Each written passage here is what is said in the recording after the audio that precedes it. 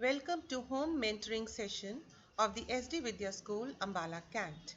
I am Mrs. Sunita Chauhan and I will be taking your science class. Leaf. Leaves are known as food factories of the plant. They arise from the nodes of the stems and have a characteristic shape and size. Parts of a leaf. Petiole is a narrow stalk-like structure that connects the leaf to the stem. Midrib, a continuation of petiole, is the central vein of the leaf. Veins are the vascular tissue of the leaf. Lamina, the flat, green portion of the leaf. This is the diagram of a typical leaf. Here you can see midrib, which is also called the midvein. Then we have lamina, that's also known as leaf blade, which is the flat portion of the leaf. Then we have lines on the leaf, they are called veins. And last of all is the petiole, which is also called the leaf stalk. Venation. Arrangement of veins in a leaf is called venation. Venation is of two types. Parallel venation. The veins run parallel to one another from the base to the tip of the leaf. For example, banana and onion. Reticulate venation. Veins are arranged in a net-like pattern on both sides of the midrib. Leaf showing parallel and reticulate venation. You can see on the left parallel venation where the veins are running parallel to one another. And on the right side there is reticulate venation where the veins are arranged in a net-like pattern. Functions of a leaf. It is usually green due to the presence of a green pigment called chlorophyll. It prepares food for the plants. Plants breathe with the help of their leaves. Tiny openings are present on the surface called stomata. They lose water through stomata and this process is called transpiration. Here is an activity to test for presence of starch in leaf. Material required are green leaf, beaker, tripod stand, burner, test tube, alcohol, iodine solution, tap water and petri dish. To start with, pluck a healthy green leaf of a plant which was kept in sunlight. Boil it in water contained in a beaker for about 2 minutes. This will make the leaf soft and stop any further chemical changes in it. Put the leaf in a test tube containing alcohol. Place the test tube in a beaker of boiling water. The alcohol will bleach the leaf and make it free from chlorophyll. Wash the leaf in water and place it in a petri dish and add a few drops of iodine solution. Now what do we observe after some time? We see the leaf turns blue-black.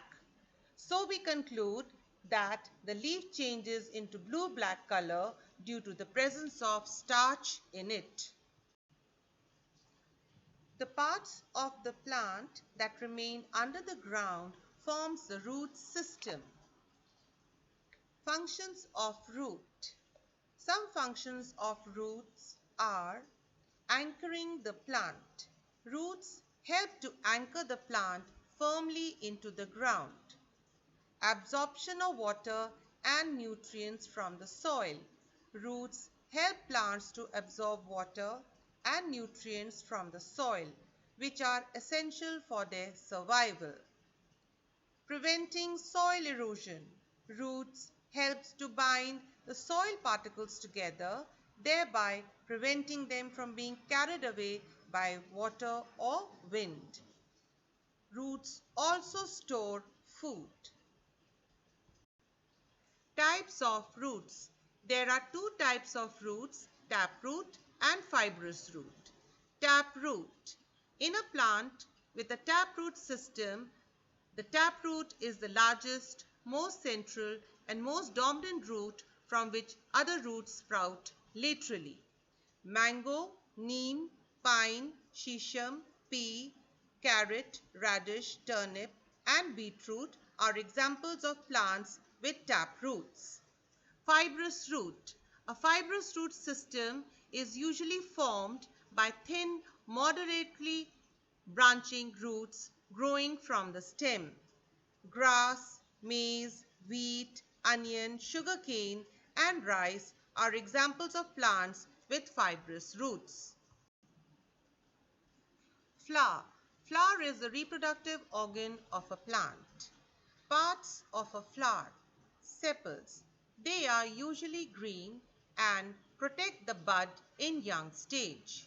Petals. They are brightly colored and attract insects for pollination. Pistil. It is the female part of the flower which consists of stigma, style, and ovary. Stamen. It is the male part of the flower and consists of anther and filament. Pedicel.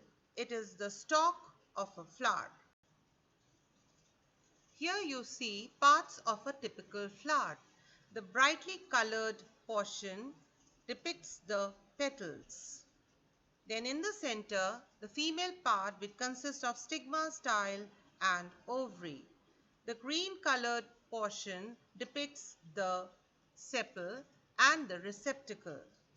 And you find stamen which shows anther and filament. Pistil. This is the female part of the flower. It consists of stigma, style and ovary. Ovary contains ovules which after fertilization turns into seeds, and ovary also turns into fruit. Stamen. This is the male part of the flower which consists of anthers and filament. Inside the anthers there are pollen sacs which contains the pollen grains.